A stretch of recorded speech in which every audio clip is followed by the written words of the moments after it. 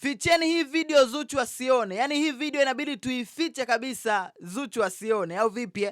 By the way, nimependa sana Diamond alivyocheza na huyu Retro Queen kwa sababu siku ya leo amewatambulisha rasmi ma Retro Queens. Sasa kuna huyu Retro Queen hapa amecheza naye huu mchezo ambao mpaka mimi sielewi ni mchezo gani. Hebu tutazame hii video kwa ufupi hapa afu tuje tuendelee.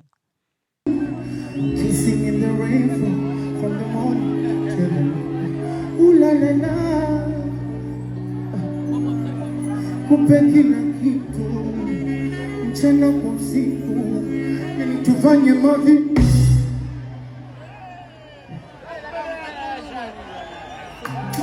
Hatari. Sasa kitu ambacho nimependa ni namna ambavyo hawa ma Retro Queens wana vibe big time. Yani ukiangalia namna ambavyo wanacheza naye hapo, ile michezo fulani mpaka analala chini. Yani aisee, jamani ni kamzozo. Lakini big shout kwake kwa sababu nimeona namna ambavyo amefanya kitu ambacho kimsingi mimi binafsi sikukitarajia. Kama ambavyo nimeongea awali kwamba sikutarajia kuona hichi ambacho amekifanya Diamond Platnumz. Kwa sababu gani?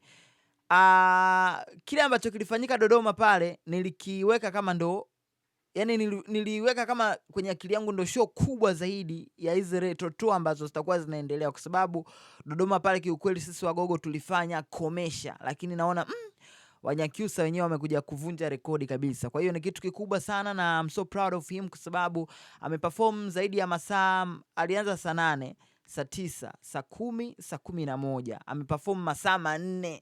Hivyo naelewa ndo amekuja kushuka. Kwa hiyo imekuwa ni show kali na watu wamependa kile ambacho kimefanyika na mimi nampongeza. Kitu ambacho amekifanya ni kikubwa.